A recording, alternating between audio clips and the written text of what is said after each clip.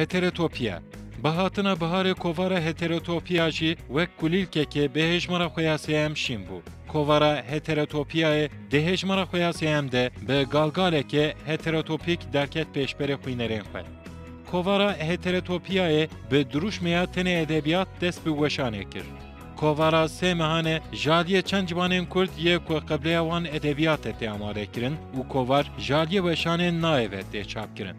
Heta nasiya hejmarên kovarê gihiştine berdestên xwîneran. Naveroka kovarê jî ji sê beşan pêk tê: çîrok, rexne û werger. Nivîsên yên di hejmara sêyem de hatine weşandin wiha ne. 1. Heterotopiya çîrokan.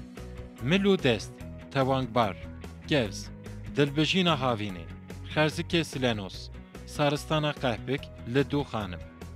2. Heterotopiya wergeran. Jiyana maparker, xirpa saetan, qîrîn, heçhecikên li ber payîzê. 3. Heterotopiya rexneyan. Analiza romanekê, destmal û xençer, ceribandin, analîzek li ser pirtûka hesenê me tê.